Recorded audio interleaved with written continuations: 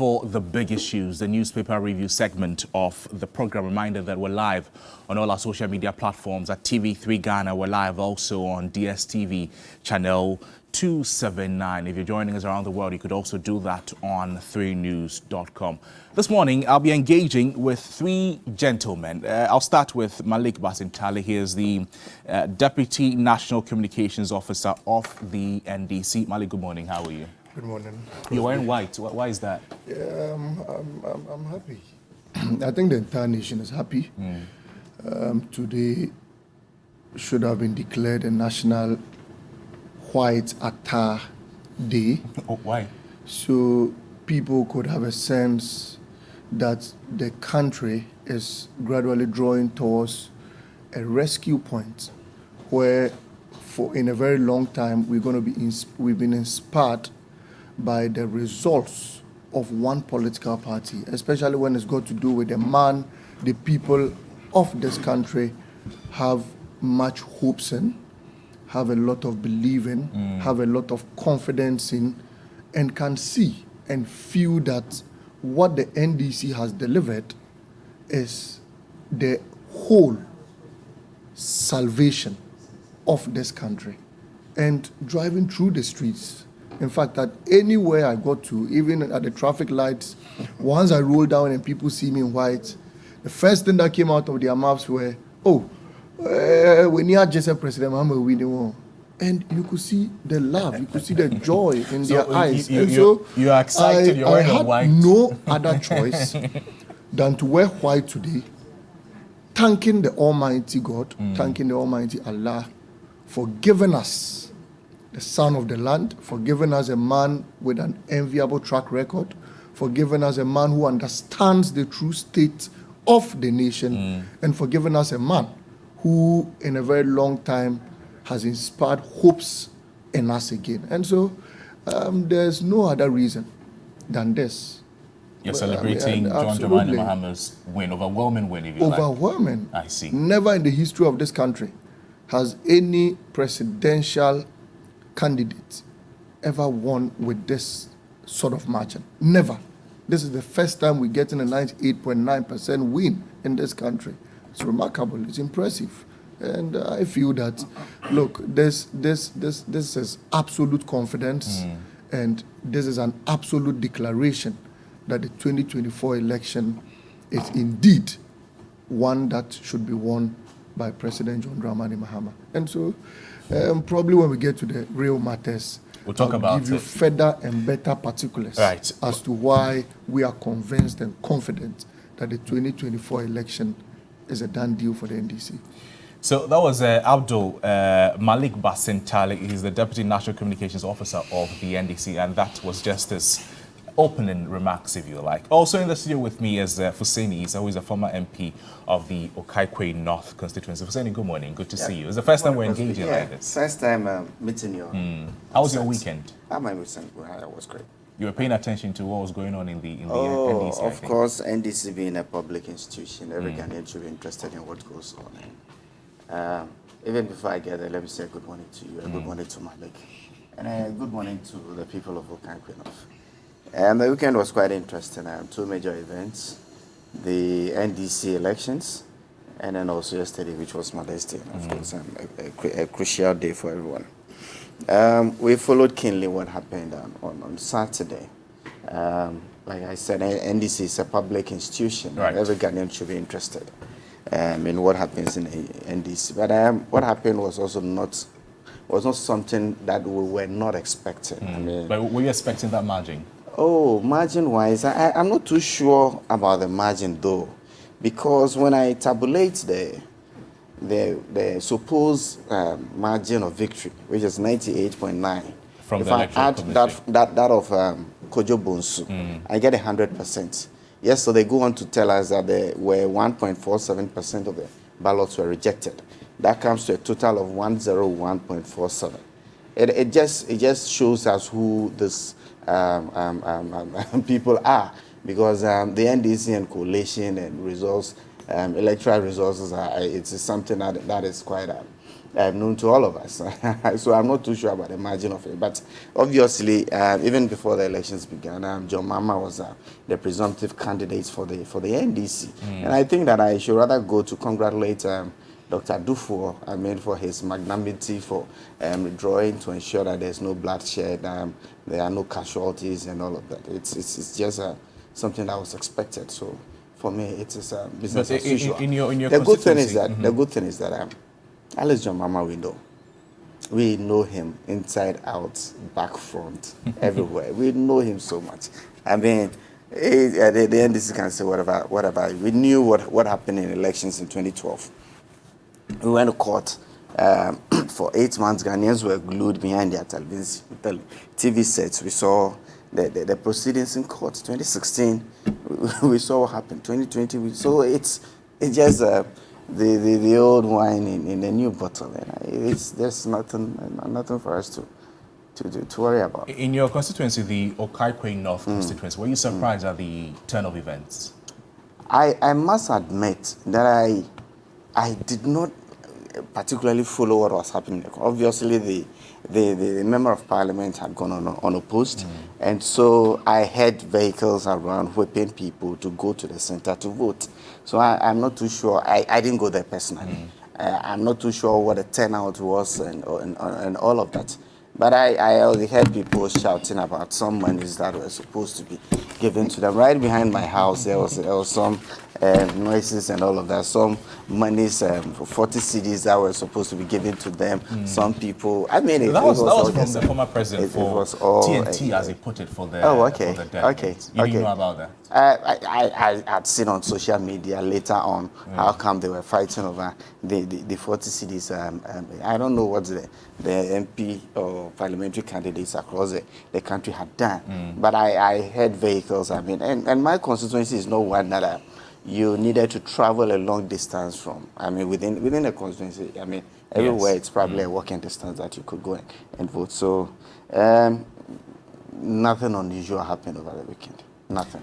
Right. Hussaini, thank you so much for your opening remarks there. But let's not bring you a wrap of some of the contests, particularly, it has been an enthralling week for the NDC. The weekend was super, but the week before the weekend was also not without a lot of happenings. My colleague Judith Architano puts together this report concerning the outcome of the elections and the shocks.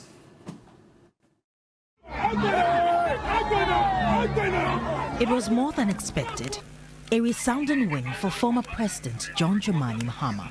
I duly declare His Excellency John Dramani Mahama duly elected with 98.9%.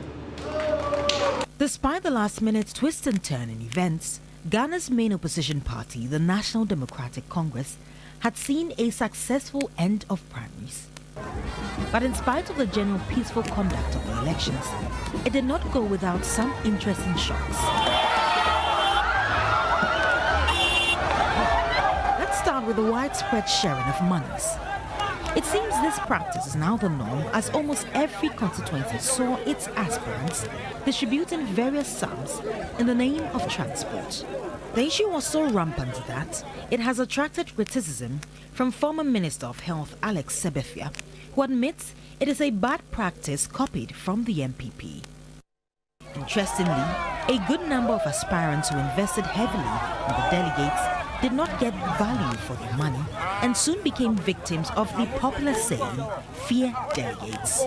But that's not all. Even more shocking was the number of MPs who lost their seats in the just-ended primaries. 16 MPs will not be on the ballot paper for the NDC for the 2024 elections. Notable amongst them is MP for Sagnerigu, ABA Hussaini, who suffered a shocking loss. I want to believe that with the good work that I've done with them, with the rapport that I have with them, with the elevation, today Sagnerigu is a household word in Ghana. And we cannot have any acute debate in Parliament, active debate in Parliament without the participation of Sagnerigu. And so we have grown the constituency to a point where the constituency cannot go back. Some bigwigs of the party had their children, mostly sons, in the race as well, and many of them left disappointed. You sound so confident that Dufo Jr. is winning. He is winning. hands down. Okay. Take the case of Dr. Kwabena Dufo, who made a last-day withdrawal from the presidential contest. His son, Kwabena Dufo II, who contested the Setri Afram Plains constituency seat, lost to Hajia Afra Nasira by just 8 votes. Another NDC bigwig, Dr. Eko Spiogabra, also had his son, Sebastian Kobi Spiogabra, on the losing side. There was a win for the son of the national chairman of the NDC, however. Johnson Asiedu Nketiah's son, Charles Asiedu, emerged the winner in the Tano South constituency after polling 698 votes to beat his closest contender, Nana Agyemang Prempeh. Not forgetting daughter of NDC's founder, Jerry John Rawlings, Dr. Zanetta Rawlings, who was also given the green light to stand again on the ticket of the party for the Korle Klote constituency. During the period while we were campaigning, it was really an opportunity for the executives to actually get a first-hand view of my track record over the last 2.5 years. You know, sometimes we had to go back to my first term as well, just to show some of the achievements as well. And I think the work spoke for itself.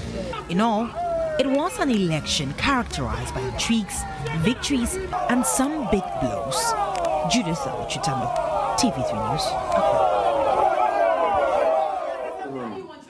So my colleague Judith Chitando put together that report of the wrap of the happenings on the weekend, the NDC presidential and the parliamentary primaries. Malik, I'll start off with you. You see, a lot of, in the video we just watched, there was this bit about money sharing, the cash spraying parliamentary aspirant for the NDC, Juliana Hassan, also losing the election. It appears you spent a lot of money in this election. First of all, let me correct the impression being put out there that the NDC failed to collate its results properly. First, the NDC does not conduct its own election. In fact, you cannot be a referee in your own court. And so, as enshrined in the Political Parties Act, it's been stated clearly that the Electoral Commission shall man or shall conduct elections of various political parties. And so, whatever has got to do with declarations, whatever has got to do with collations, as accepted in principle, is being undertaken by the Electoral Commission of Ghana. And so, the NDC does not collate its own. But in this election, it did collate its elections. It didn't. The Electoral Commission. I was in the room where the General Secretary of the party was and the Chairman of the party was, and they presented to us what their own collation of the results was. They were just waiting for the election. Absolutely. So even in the general election, all political parties will collate their own elections, their own results. But your results cannot supersede that of the Electoral Commission. And so the Electoral Commission's results is what is to be declared. If you collate your results and you arrive at 90% and the Electoral Commission says we have 82%, it ends at being 82%. And so that is the generally accepted collation system in this country. And so the NDC had nothing to do with declarations that were made. The second thing I would want to give free education on. Hold on for me. In the NDC's own collation of the results, John Dramani Mahama, he won with 98.93%. And that is because what we were collating in our strong rooms was same as what was being collated at the Electoral Commission's office. And so if we collate it well, and the Electoral Commission collates it well, we would arrive at the same results. And it's intact. And I want to give free education on this.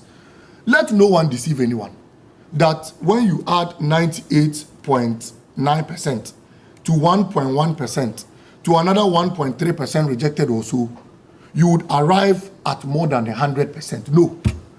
Mr. Fuseni has been an MP before, and so I expected that you should put aside mischief and propaganda and let us educate the people on how we collate results in this country. I refer to the EC's 2020 collation. This was what was written beneath it. The chairperson of the Electoral Commission used the total valid votes cast in collating the results. How can you include rejected ballots, things that have been rejected, things that have been damaged? So that is because not added to the entire. We don't collate results that way. And I'm surprised that Mr. Fuseni will sit here and then, for mischievous purposes, try stating that we didn't do a proper collation. No, we don't use total votes cast in collating. We use total valid votes casts. And so if you go through the system and you take away the rejected ballots, you would arrive at 100%.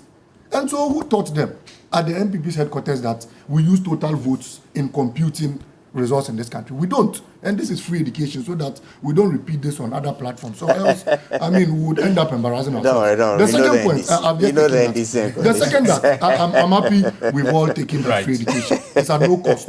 I just wanted to use that so that you will not repeat that on any podium again. The second point has to do with he referring to President Mahama as one who has lost election and so he cannot win election again. Mr. Husseini, you have lost election. I said we know him. You said he lost 2016, he lost 2020, I said we know him. and so nothing new is coming on board. Mr. Husseini, you have lost election in this country, but you have to contest again. And I won it. Does that mean that because you lost your last election, you cannot win your next election? It doesn't mean that. You are a victim of that. And I know that you will be contesting again. So if you would want to use this as your basis, that because President Mahama lost 2020, it means that you will lose 2024. Then because you also lost, you would also lose. Everybody, President Akufo-Addo in the history of this country has lost election than any other person in this country. He lost in 96. He lost in the general election in 2008. He lost in 2012. But he won in 2016. And so losing election does not mean that you cannot win election again. And I would want us to also put that aside. You see, let us appreciate the fact that even the EIU report has stated that the 2024 election is going to be run on hardships, on the economic situation in this country.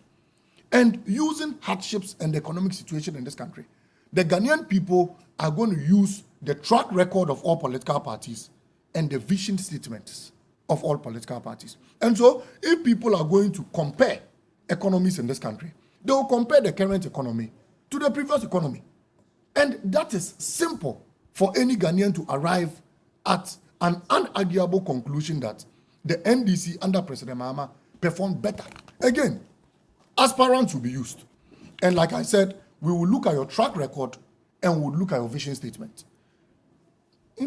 Fortunately, the MPP may produce a candidate who has also held a high office in this country before. And so all the Ghanaian people will have to do is to look at the track record of President Mahama and look at the track record of whoever you brought. And indeed, when we were growing the manufacturing sector at 7.6%, you are doing a paltry 5.6% now. When we did electricity expansion of over 84%, you have done a paltry 0.6%. When we're running the construction sector at 1.7%, you are doing a 0.2% now. When we're running the dollar, the exchange rate at 4 cedi 20 pesos, today we are changing the dollar for about 14 Ghana cedis. When we're buying fuel at 13 cedis we're still in the 12 cedi range. Even if it is 10 cedi, but we're doing it at 4.2, 4 cedi 20 pesos. When we're buying fuel at a gallon of 13 Ghana cedis, today we are buying a liter of fuel, at same 13 Ghana cedis. And then we sit on platforms and we say, President Mahama, the same old story. When people are going to vote on the economy, when people are going to vote on your track record, and again, to add on to what we are bringing on board, in the 2020 manifesto, for the first time in the history of this country, a presidential candidate appreciated his votes after the first term of a certain government. It has never happened before. From 1992 to 96 to 2000 till 2020, no presidential candidate has ever appreciated his votes after the first 4 years of a certain government. But President Mahama did. And he didn't just do with common votes, he did with over 500,000 votes.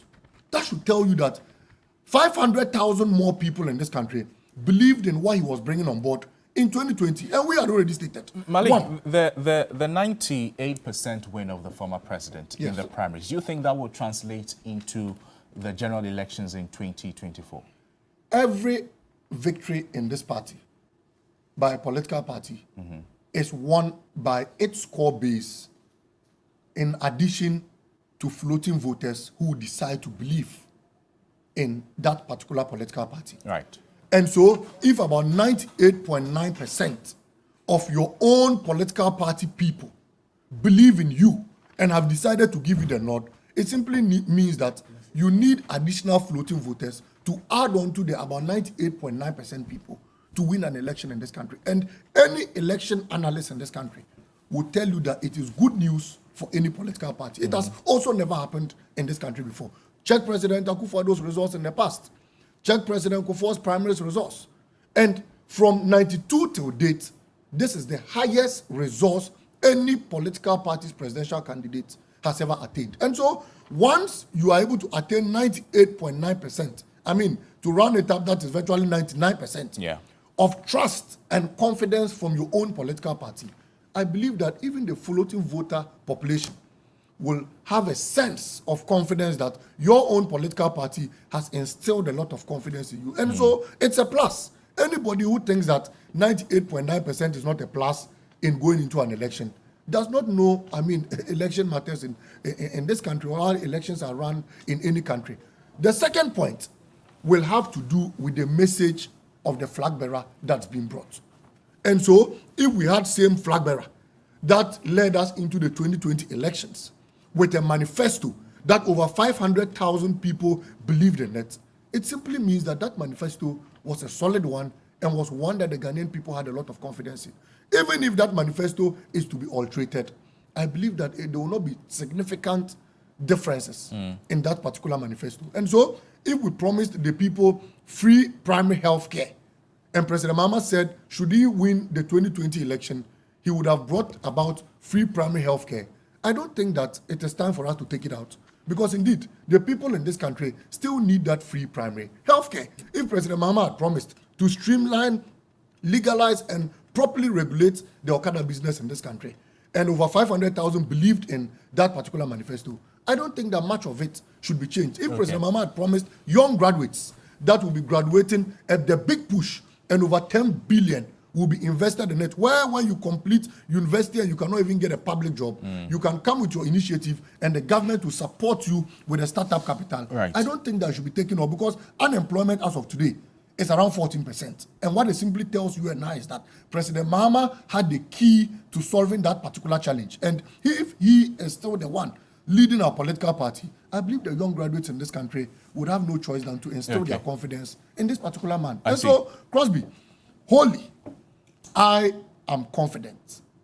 I heard lots of people in the MPP state that, why are you bringing President Mahama again? Now they're more winning. Because I don't think that you would go to play a football match where you would tell your opponent to select the best players. If you have your own way, you would tell them to select the wrong players so that you win. And so I'm not surprised that the MPP will say that, why will you bring President Mahama again? He's our best foot forward. He's one with an enviable track record. He's one who has run this country with paltry monies of 80 billion and yet was able to deliver significantly to the people of this country. And so if the people of Ghana will want to compare a man who built the Kotoka Terminal 3, who built the KJTR market, who built the Rich Hospital and expanded it, who expanded the Tamale airport in this country with a paltry 44 billion, to a man who has done nothing but flying at a private jet of about 18,000 pounds an hour with borrowed funds of over 600 billion, then I think that the people of this country will have no other choice than to settle for John Dramani Mahama. And so today, if you see me in white, I'm in white because I represent the people of this country. Right, I see. And I'm in white because even the heavens are happy. You've heard the submissions the from Malik Basintali on the win margin for former President John Dramani Mahama in the just ended primaries. For you in the NPP, was this the number or the percentage you were expecting the former president to win with or to win by? And how will it affect you or translate into his votes in 2024? Crosby, it's interesting, but I like I said earlier on, nothing new happened. I mean, before the elections, we had expected, or they have always, or most Ghanaians have known JDM to be the presumptive candidate. But were you expecting him winning that percentage? But if you're going to an elections, and at the tail end, like it happened, I mean, the week before the elections was quite eventful. Yeah. Court cases, whether they were going to use an album list or an album or a delegate's album or a delegate's list, all of that, which saw into the last minute withdrawal of probably the person who was going to give him any sort of challenges in the elections. You thought then it wasn't Dr. Kwabena expected. Dufo, if he had contested, would have given the former president a I would be surprised if Dr. Dufo had beaten John Dramani. I would have been surprised. Obviously, this was to be expected. But given the events before them going to the polls, I mean, this result is not something that I'm surprised at. As to if it leads into his fortunes in 2024, it's another matter. It's interesting that the NDC keeps referring to MPP preferring, or we saying we don't really give a damn because, sorry, we don't really care. Sorry for the use of that word. We don't really care who the NDC brings because our track records will be compared. I mean, since 1993, both parties have had 16 years in power, and Ghanaians will have the opportunity to choose who gets the ultimate. I mean, you can say whatever, but you see, since John Dramani Mahama lost elections in 2016, he's been running around for what, 6.5 years, right? 6.5 years. I have not even heard him tout a new policy or what he intends to do if Ghanaians should even mistakenly give him the opportunity to serve again. Mistakenly? Yes, mistakenly, because it's going to be a travesty for Ghanaians to give John Dramani Mahama another opportunity at the presidency, because when he got the opportunity last time around, I don't think that he was able to use it for Ghanaians to get any benefit from it at all. This is a man who presided over 3-4 years of doom so in this country. Under his tenure, businesses were collapsing. If you were a seamstress, if you were a hairdresser, if you were a local vulcanizer, you had to work in the night or something. Sometimes even for us, you're leaving work, you're going home, you have to call and see whether you had lights. This is the man who took us through that excruciating time. And I don't see how Ghanaians are going to give him another opportunity. NDC keeps referring to the EIU report. I think that if you want to, we in the NPP say, look, we are taking every lesson from it. Whatever it's in the report, we are learning from it. Fortunately, we have about a year and a half, over a year and a half to the next elections, and where we can put things right, we would. But you see, the EIU report is also very definitive on the candidates that the NDC should present, if they should stand any chance. The EIU report went on to say that, look, John Dramani Mahama is the old wine in a new bottle. And he's known. Ghanaians know him. Ghanaians know what he did when he got the opportunity. So I don't see how. EIU report actually goes on to say that Dr. Dufo would have been a better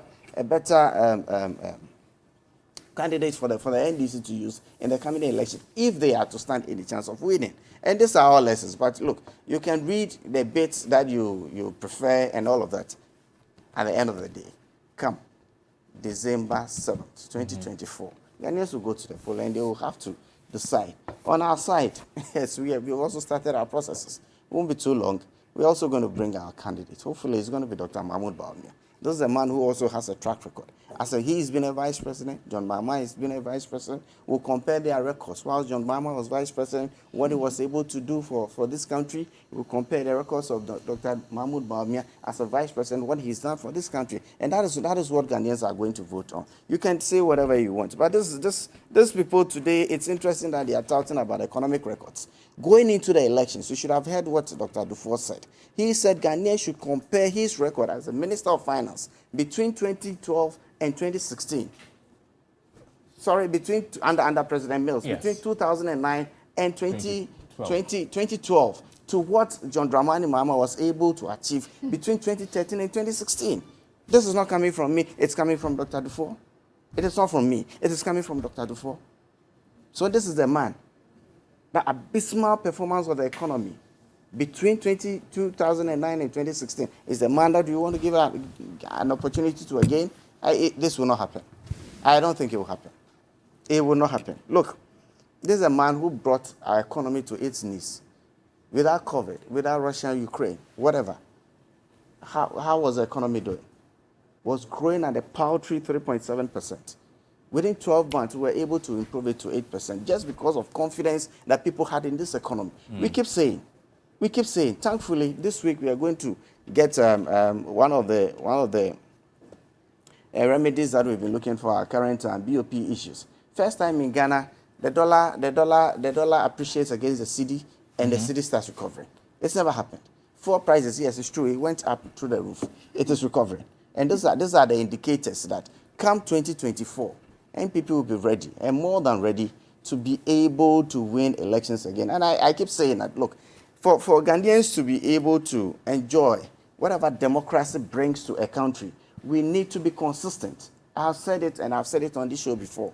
We need to ensure that we have consistency in governance. Okay. This cycle of NPP coming and taking all the hard decisions to put the economy on its track, only for us to go back to this 8-year cycle of one party's been in government for 8 years. So it is time to change, and then we just change for the sake of change. Muttaka said it in the elections that not all changes inures to the benefit of citizens. And so changing from a competent, very productive, new patriotic party government to the incompetent governance that we have known associated with the NDC, it is not something that will improve upon the fortunes of citizens of this country. I'll get back to you, Hussaini, but Malik, we now, the NDC now has a clear direction. There's a leader of the party, John Dramani Mahama, after the primaries. Subsequent to the elections, the presidential and the parliamentary primaries, you now almost have a full complement of your team going into the 2024 general elections. On the back of the happenings in the party, you're talking about the parliamentary shake-up and the new leadership of the party, Johnson Asiedu Nketia and Fifi Kwete itself. What would be the next line of actions for the NDC after the parliamentary and presidential primaries? Every serious political party will zoom into reconciliations, because what was said during the elections and will have to be reconciled. And there are a lot of people who said things probably in the heat of the election that they didn't really mean. Things like what? And so, I mean, a lot of parliamentary candidates, of course, some may have said stuff against each other and what have you. I've been through elections. I'm Deputy National Communications Officer because I won election in 275 constituencies. In fact, 76 with the NDC. And so, I know what happens after every election is a reconciliation process. We would all have to forgive each other. Hussaini has been through elections. He knows what happens after. They will call reconciliation meetings. You have to sit in, you would have to talk, you have to forgive. Even you, the one who won, will have to ask for forgiveness. Probably you may have slipped, you may have said stuff that you didn't really mean. And so reconciliation will be done. But even before that, my brother has made emphasis to the fact that they are going to compete with a man who pretended over Dumso. You see, Crosby, this should be the last time we would have such an argument of Dumso or who solved Dumso on this podium. And again, let me give free education.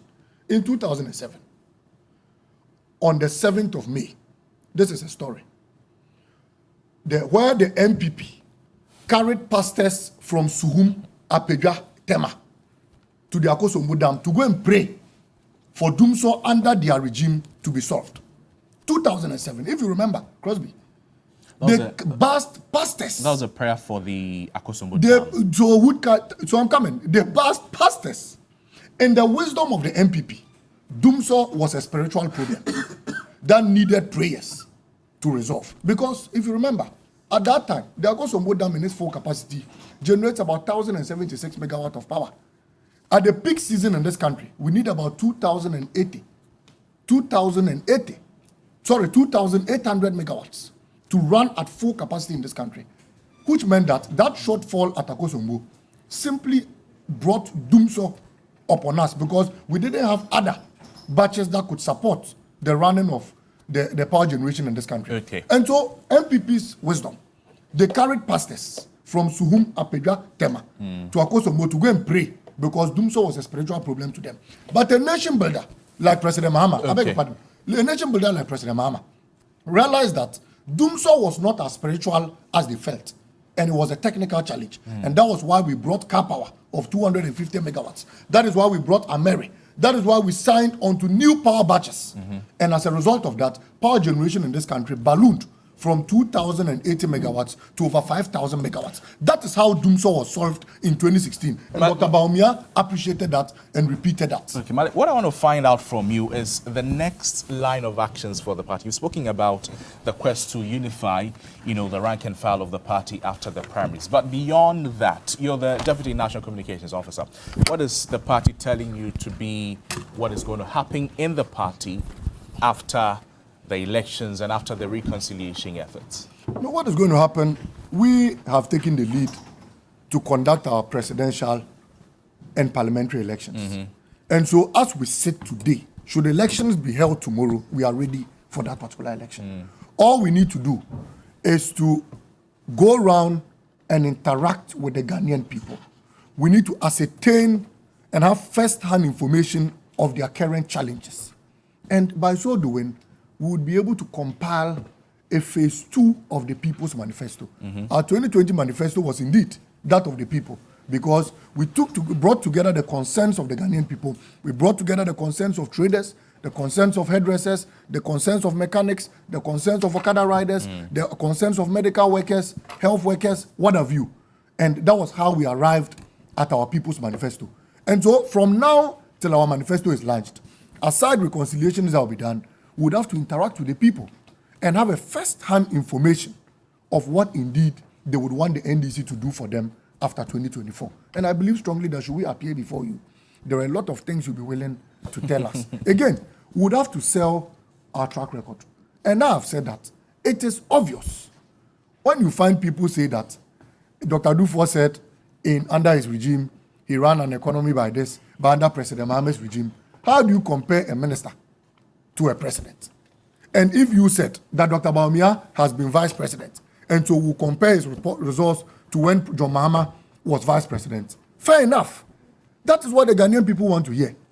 And not that Dr. Dufo said this and Dr. Dufo said that. If you say that President Mahama was vice president, if Bawumia should win, he will be their candidate, and he's been vice president before. And so we should compare both of them's record. Then it means we are comparing one who was head of economic management team to another who is head of economic management team. And I believe strongly that once that comparison is done, we'll be able to find out a man who was changing $1 for about 3 cedi under his regime as head of economic management team to a man who is changing $1 at 12 Ghana cedis. We'll be able to realize a man who ran this economy at a stable inflation rate to a man who keeps fluctuating the economic situation in this country. We'll be able to compare a man who had a 1 million ton of cocoa production as head of economic management team to a man who is struggling with just 700,000 of cocoa production in this country. For the other constituencies that hold on for me, Hussein. For the other constituencies that were not able to have their primaries yesterday, what's in line for them? Yeah, the party is taking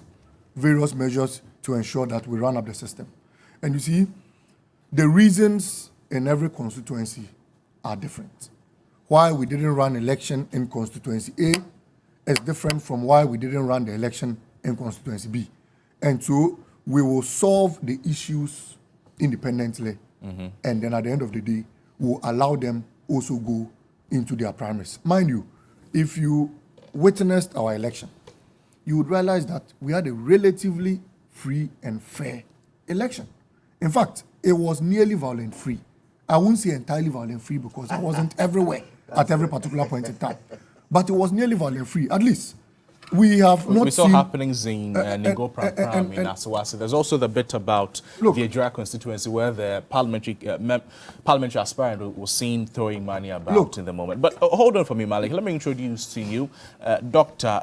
Bernard Tutu Boyne, who is also joining us at the moment. He's a political marketing consultant, also a lecturer at the Department of Marketing and Entrepreneurship at the University of Education in Winneba. Doctor, thank you so much for joining us. I'll come to you and ask off with your initial assessment of the entire primaries of the NDC. All right. First of all, good morning to you. Hussein, I'll come to you. I haven't ended it. So first of all, good morning to you and my brothers. I also say good morning to viewers. I think that the primaries, the parliamentary and presidential primaries of the NDC went very well. I was happy with what I saw as it has been articulated by my brother here, that it was a near violent-free election. Probably 90%. Near violent. Yes, yes. But you see on a general assessment that the NDC has demonstrated that going forward, it will take a lot more efforts, to achieve perfection in democracy, which to me is a good mark that has been shown, and it is a lesson, to all other political parties, and to the MPP that is also yet to have DS, to also demonstrate that probably what the NDC has done, they can also do it and do it better.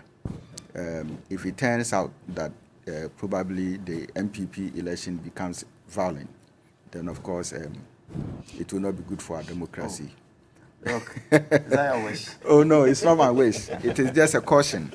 You see, we are building a democracy, and across the world, Ghana's democracy is seen as one of the best. Right. So any kind of violent attitude or activity that will mar our, achievement wouldn't be good for us, and that is why I am commending the NDC for what they've done. I think you mentioned Ningo. Yes. Yes. Ningo was not probably, it was just a structural, defect, which, of course, the people didn't really get it. But if probably you have time and I want to explain. Let's do that briefly. Yes.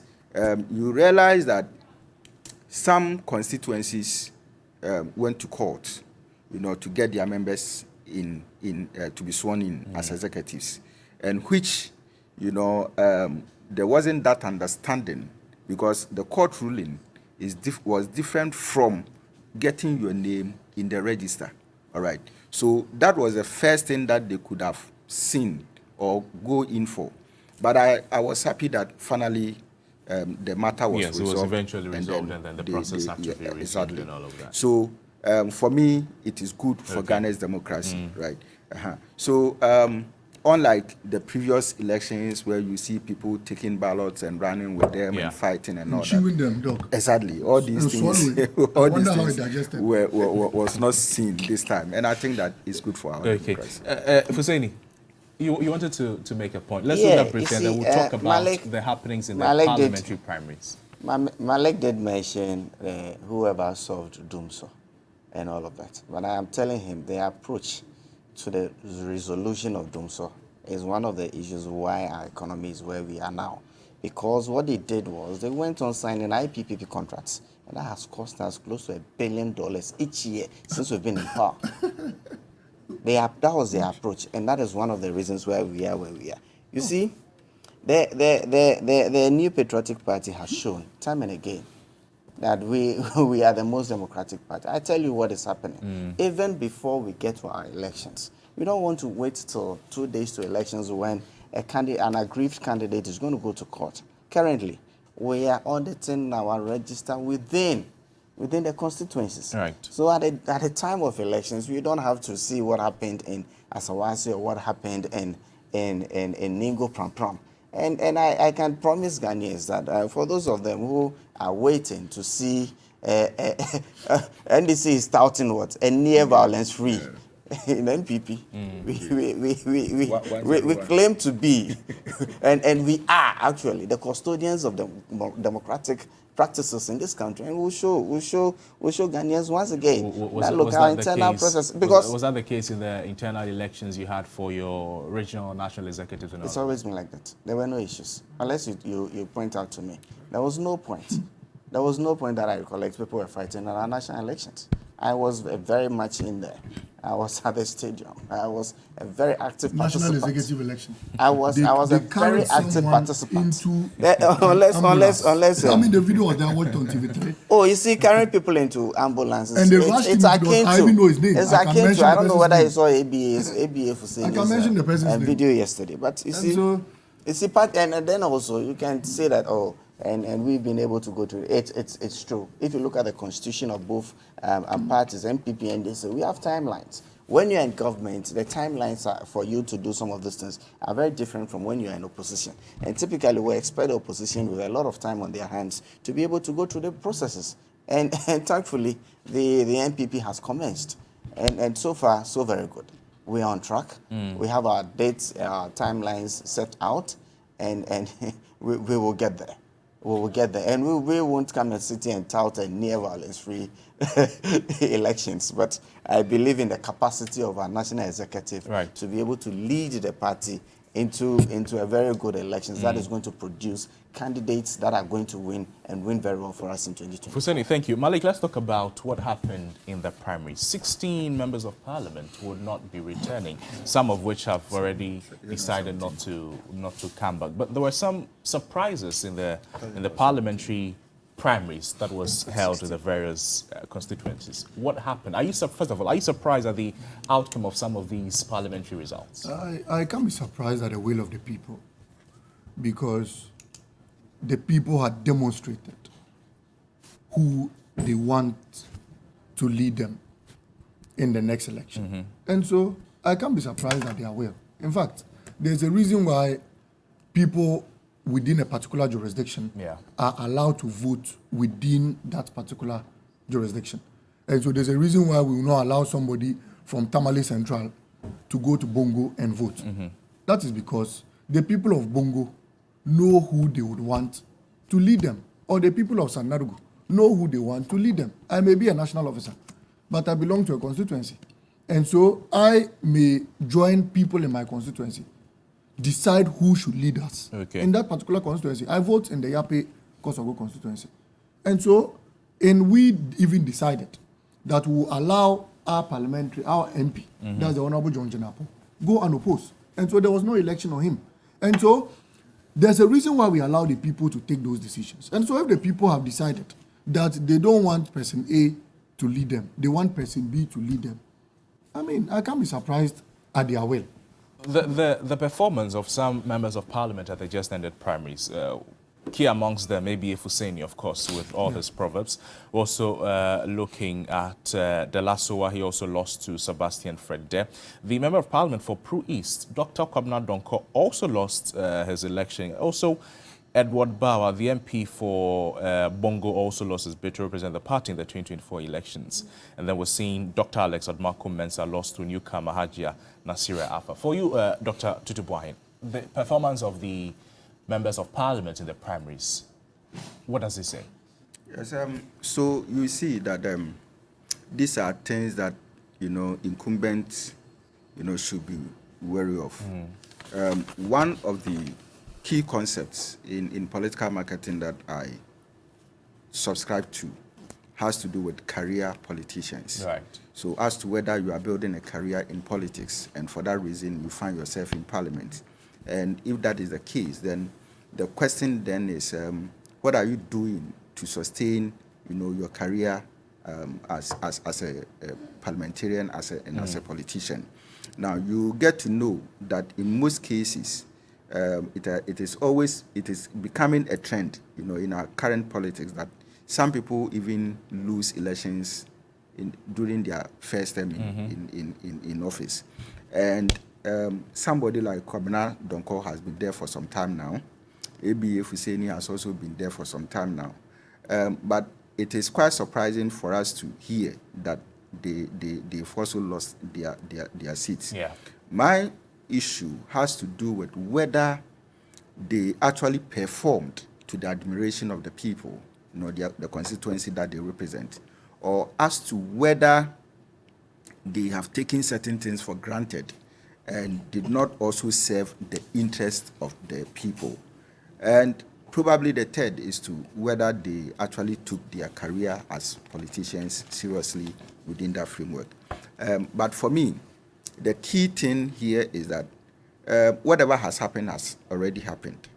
Now, is it a loss to the party? Is it a loss to the nation? Is it a loss to parliament? What do you think? Yes, for me, somebody like ABA Fuseni, for instance, and Kwabena Donko, for instance, I would say it is a loss to the party, a loss to the nation and a loss to Parliament. Because you look at the vast experiences and knowledge that they have gotten over the years, and just to sacrifice them for a new person. Of course, there is always, how do you call it, a new knowledge that probably would emerge. Yeah. But taking into consideration, you know, the kind of impact that they've had on parliamentary proceedings, and bringing in another person, a new person for that matter, who is going to take time to probably also adjust and probably learn.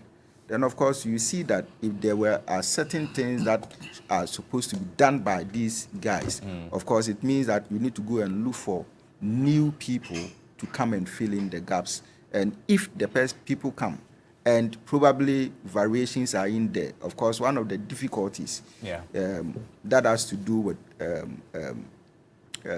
how do you call it, political services, has to do with people.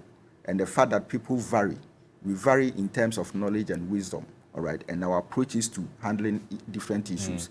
So if you bring in somebody who doesn't really understand the issue, then of course it means that that thing is going to Doc, it leads me to this question of drawing the line between the performance of the members of Parliament in Parliament and their performances in their various constituencies. Exactly. What should be, if you like, the correct balance for the delegates when they're going to vote? The performance of the MPs in lawmaking when it comes to Parliament, or the expectations of them in their various constituencies? Yes, so it takes the constituency to vote somebody into Parliament, yes, right? So that is based on certain expectations. And so the moment you become a member of Parliament, you cannot throw out that expectation. But normally what happens is that parliamentarians would sort of clothe themselves with, you know, national issues, parliamentary issues, and neglect, you know, the grassroots. The moment it happens like that, a lot of interpretations, a lot of perceptions are formed around you. And if you are not careful, that is what is going to cause you. So in management theory, there's what we call the work-family balance, all right? So which, of course, as you are working, you must also learn to take care of your family, the people who voted you into Parliament. You don't need to sort of leave them just like that. So you need to balance these two equations so that at any point in time, I remember when we were in secondary school, we used to do some kind of calculation. We call it simultaneous equation. Right. So you do two equations at the same time. Now it's done in primary school. Exactly. So, you know, this you do some of these balances simultaneously. All right. And so if you come to Parliament, and then as you are doing certain activities in there to serve the nation, to serve your political party, all right, you must also balance it with the interests of the constituents. If you can even place weights, okay, 60-40, that's fine. But for you briefly, what should be the ideal? 60 for Parliament, 40 for constituency? Exactly, because... Or 60 for constituency, 40 for Parliament? No, at least national issues are very important, and it takes a lot of demand. You see, a lot of efforts to also do that. So 60-40 should be fine. But getting to maybe 90-10, then we'll see some of the things we saw happening in the primaries. Fuseni, so you are a former member of Parliament, and you'll be hoping to go back into Parliament. For the parliamentary primaries of the NDC, which were your highlights concerning, if you like, the disappointments or the surprises on the faces of some members of Parliament? Now we know that 16 of them are not returning into the House in 2025, if you like. What did you make of the performance of those MPs? Crosby, any follower of the development of the institution of Parliament would have noticed that Ghana's Parliament has an abnormal rate of attrition. And this is something that we have to address. You can say the balance between working Parliament and then working constituency causing some of those issues. But you see, from what transpired yesterday, if 16 out of 137, this accounts for about 13%. And for an opposition party, where the sort of pressure you have in your constituency is much lower than an MP whose party is in government. Power, I mean, for 13%, that is okay. But I can promise you that when the ruling party does its primaries, this percentage is going to be much higher. And it's very difficult for you to put a Is it figure. because they are not performing? It is not because they are not performing. Why do we have MPs? Basically, their legislative work, the advocacy they do for their constituents, Yeah. and in our case, they've also been turned into development agents. So you have to balance all of this. All of this. I have seen MPs who do not attend Parliament, but they are ever present in their constituency. Is that what we want? It's a choice. I have seen MPs who are very, very active in Parliament, doing the work of Parliament, and that reflects in the deficit in their presence in their constituency. Is that what we want? You have to find a fine balance. And sometimes, how did you do your balance when you were? For me, fortunately, I still live in my constituency. So as an MP, every morning I had a clinic right in my house before I went to Parliament. So there was always the opportunity to attend to some of these things. But if you come from Pusiga, Boko, you cannot be as present in your constituency as an Accra MP will. So it's all some dynamics, and the electorate will have to take all of these things into consideration. Else, for me, I keep saying that one of the weakest links we have in our current governance system is the weakness of Parliament. I mean, there are certain names, maybe because I have known them, maybe because I have worked with them. I mean, ABF was saying, yes, for his national proverbs, yes, I have seen people troll him and make fun of him on social media. But I tell you, his contribution to Parliament, also because he's so meticulous when it comes to debates. Edward Bauer, nobody is mentioning his name. But he's a very energetic young person who has brought a lot of energy into the energy sector when it comes to parliamentary debates. Yeah. Kwabena Donko's experience in there cannot be discounted. There are other MPs I could mention. I have worked with a lot of them, the Lasoa and the likes. I got a privilege to work with them. And I know how meticulous they are with their work in Parliament. But you see, with an MP like De La Soa, if you looked at what happened in the constituency in the last elections, it was some an indicator. Even if ABF said what I picked up before the elections, there were issues in the constituency. But you see, as Ghanaians, for us, I keep saying, for us to benefit from this democratic, I don't want to say an experiment because we've been at this for 30 years. For what we have chosen to do, how we have chosen to be governed, for us to be able to enjoy the benefits, the institution of Parliament, we have to be. And these are some of the issues that happens. Look, in our last, 2020 elections, our primaries, some very key people on our side were booted out, and then our general elections, worse happened. So get us to drop from 169 to 139. Yeah. With the lessons learned in the NDC's parliamentary primaries, how will the NPP arm itself going into the parliamentary primaries in November? Hopefully? If you look at the timelines that were released by the party, picking of nomination, I think 14th of June to July, and parliamentary elections are between 2nd August to 2nd December for orphan constituencies. And I'm thinking that is an opportunity for us to engage people within the constituencies, to be able to select winnable candidates, number one, because it's very important that you win power. Because no matter how well you mean for the people of Ghana, without power, your plans, your intentions, everything remains on your desk. Right. So it is an opportunity for us to engage, at least for the orphan constituencies. And we are saying we are set February for the constituencies that we have now. Okay. So within this period, it's enough time for our national executives and for the party itself to engage, to ensure that we perform much better in the parliamentary elections than we did in 2020. Malik, we saw a lot of, we're seeing a lot of new faces in the primaries, particularly a lot of the younger ones. What will be their expectations of them as they go into Parliament, hopefully in 2025? You see, they'll have to pick up fast. And I wanted to make the point that people may vote you out of a particular position, but we will need you to serve in another position. I have seen people lose constituency elections, but contest parliamentary there, and they win. I have seen people lose parliamentary elections, go on to contest even regional elections, and their constituency stands behind them, to win.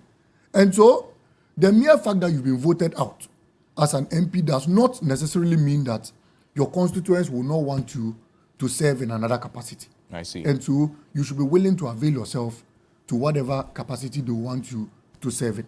The second point has to do with the time you will have for your constituents. And Doc said, you see, Parliament has given its own timelines. There's a reason why Parliament does not operate from January to December. Yeah. Parliament will operate, Parliament will go on recess, Parliament will give you an opportunity to go to your constituency and interact with them.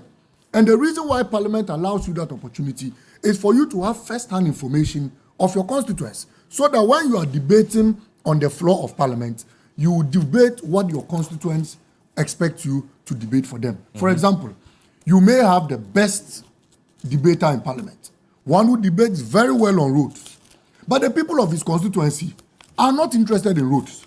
And so you may be debating in line with the national interest. But that's not the expectation. But that's not the of the people. expectation of your constituents. And so when there's election in your constituency, you will not survive it. Because your constituents will feel that, okay, you speak all the good English in Parliament, you debate well, but you are not, amplifying our direct concerns. And that could be because probably you are not directly in touch with them. Look, I know MPs who, when they stand on the floor of Parliament, the speaker automatically knows what the person is about to say.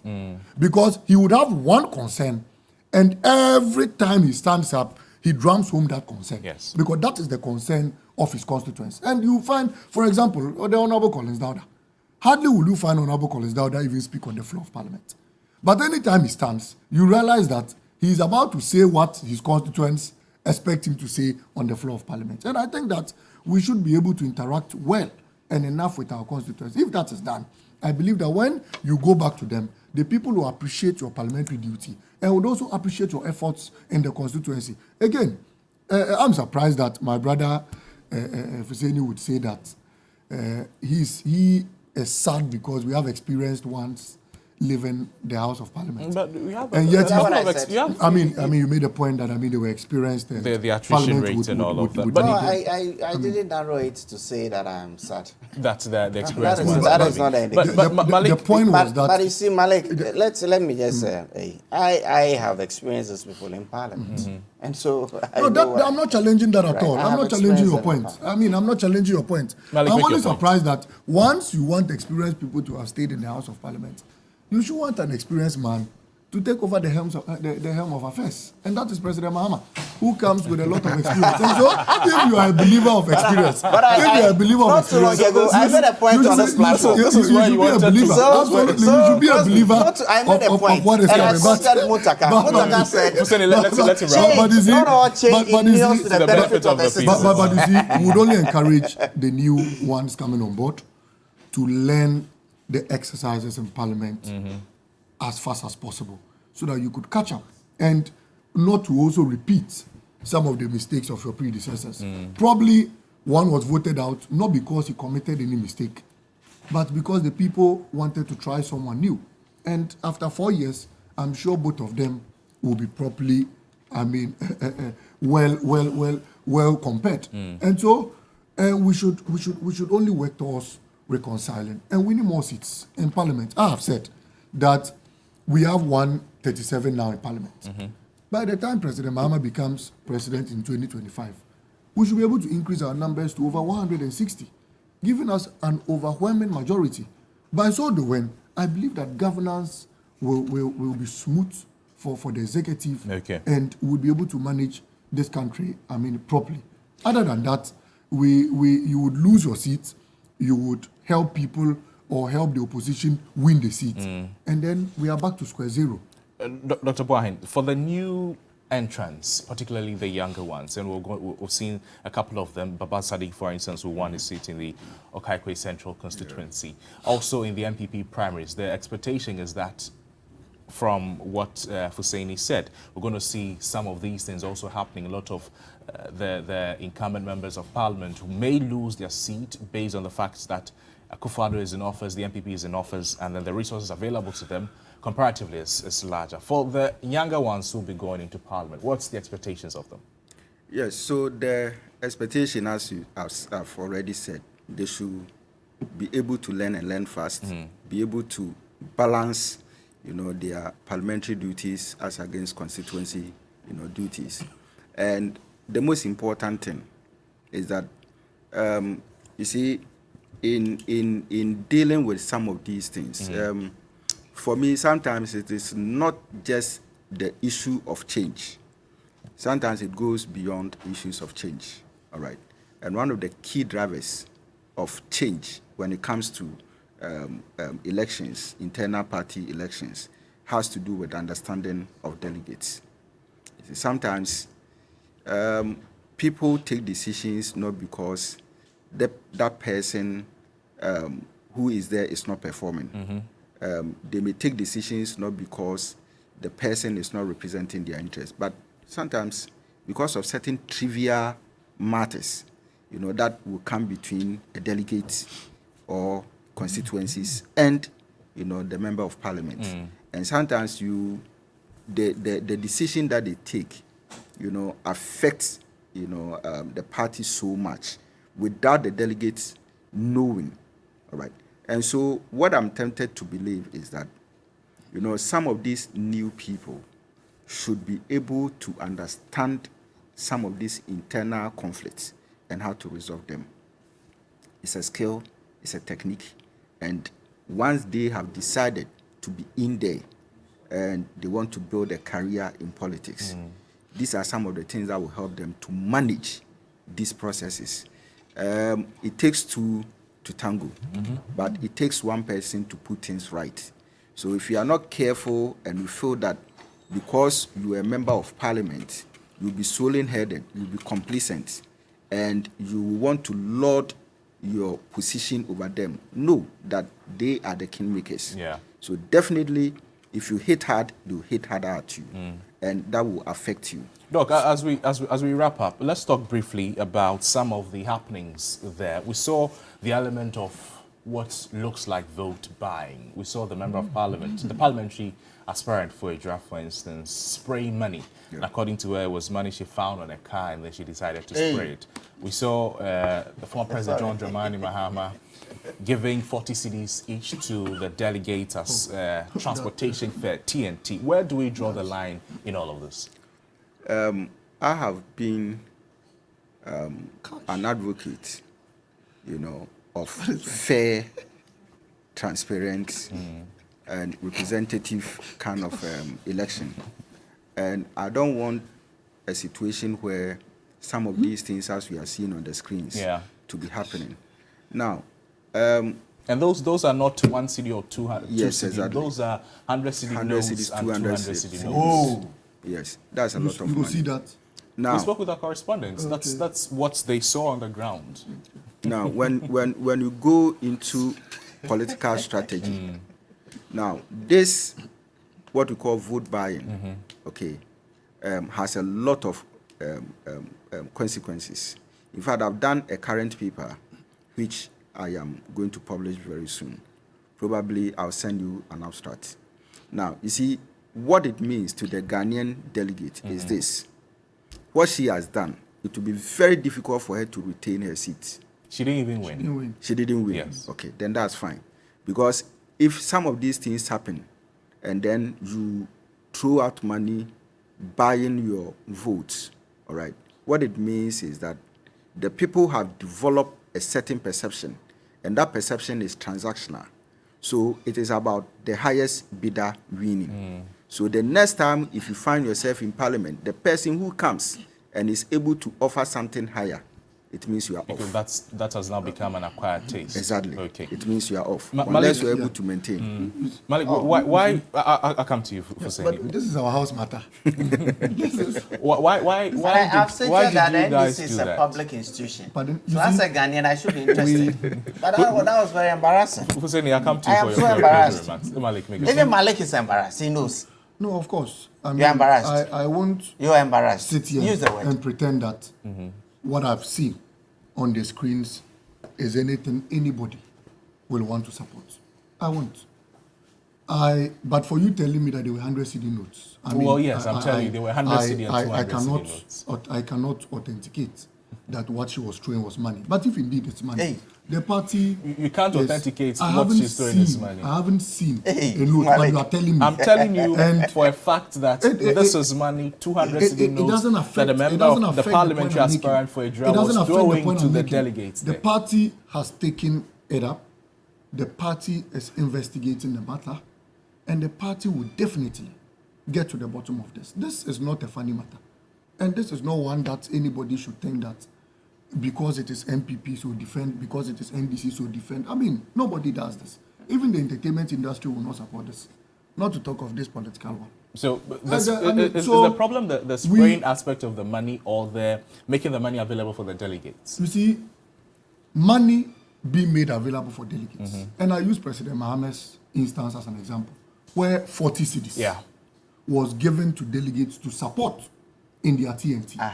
When I was going for national elections, I had people complain that, look, the party had given us TNT to come, but the TNT is insufficient. For example, somebody travels all the way from Chebronyo to Bole Township to vote. The person would definitely have to spend more than 50 cedis. The party was making available 50 cedis. This is an open So you had to And top so up. the presidential candidate does not hide it. He says, look, I am trying to complement the monies that have been made available. And so take this, add it to your TNT. And he made it public. How is that a crime? So how is it a crime to support? No, how is it a crime that somebody thinks that you've been given 50 cedis, so add 40? Why? In their elections, somebody carried cars and said, vote for me and come and pick one car and go. Somebody carried bicycles. Somebody carried motorbikes there and said, vote for me. Nobody is ever contesting that vote buying in this country is a no-no. Everybody has spoken against it. But if somebody thinks that, look, take this, Fuseni has been in parliament, he's campaigned before. If Juliana was son of the Idra constituency, if she had put the monies together and then maybe lined up the delegates to give them that money, it would not have raised that much, that eyebrows you're talking about. The intent to why the money is being given. To support. Is the issue here. The intent. And so if you... No, if I'm giving you money right now and I'm saying I want to support your movement, it does not defeat the fact that at the back of your mind I have given you money. It does not have... You know certainly that it's going to affect your approach and your conscience and everything because I've parted with money to you and you've accepted. There's some sort of agreement between the two of us. You are a media man. You come to report news for us. We give you solid, don't we? You give other media houses. Has that influenced your reporting skills? Has that? For other media houses. No, I'm saying that has that influenced hold on for me. your reporting skills? For media houses and reporters who go out on assignment Absolutely. and they receive money from them, they try as much as possible so that, but there's the fact so that I'm saying it that influences if I have cited judgment of the people. If I have cited that example where we hold press conferences and it is an open secret that, of course, the person has come to carry your story. You don't expect the person to walk from TV3 to NDC's headquarters. The person came with a vehicle. And so the person will be assisted with TNT to come back and report your story. How has that TNT ever influenced the reporting skills of you media men? And so if somebody is coming to vote and the person has been supported with TNT to come and vote, why do you have a problem with what the parliamentary aspirants did? It was also supporting, if you like. I have not stated here that I have a problem with what she did. I said it is under investigation. I have said that we are investigating. No, in your initial submission, by investigating what I have seen, we will definitely arrive at the intent of why that was done. And I have stated it here. Okay. That the party will investigate whatever was seen there. Your final submission. We're running out of time. I'll run out. I think that as a nation, I just wanted to land on this. Let me land on just 20 seconds. And if the intent, for example, your former national chairman campaigned with buses and said every constituency will be given a bus. Your point when he was asked why he was giving buses to constituencies, he said he would give it to them so that they could run the buses and support the activities of the constituency. Was that vote by? Fuseni, please wrap up for me. That in collaboration with the private sector, that will ensure that the constituencies... So was that vote by? Fuseni, your final submission. There are laws in this country. Yes. And what happened? It's embarrassing. It shows you the quality of the people who are in this contest. Okay. I mean, I expect that Yoko and OSP will pick this matter up. And I mean, it is just embarrassing. He is embarrassed, but he cannot admit. But I can admit, and I know that he's embarrassed. So when he saw this reaction, that is embarrassing. I'm telling viewers, Malik Basintele today is very embarrassed at that video. Hopefully, and he we knows don't that see that also in your parliamentary primaries. Sorry? We don't see that. Hopefully No, this we'll has never been seen. The last time I saw this was akin to somebody, some fetish priestess at the funeral. Doing that's the only time I've seen this sort of carried. What do you mean cars being carried? Thank you so much. What do you mean cars being carried? Thank you so much for. What do you mean cars being carried? This morning on there's talk that the money wasn't 40 Ghana. It's because Charlie from the up there down something has happened. That's why the people were very angry. With Malik Basintele. I the Deputy National Communications Officer of the NDC. Also, we've been speaking with Fuseni, the former Member of Parliament for the Okaikwe North constituency. Also joining us was Dr. Bernard Tutubuahin, a political marketing consultant, a lecturer at the Department of Marketing and Entrepreneurship at the University of Education. My name is Noble Crosby, and this has been The Big Issues. The New Day continues right after this. Please stay with us.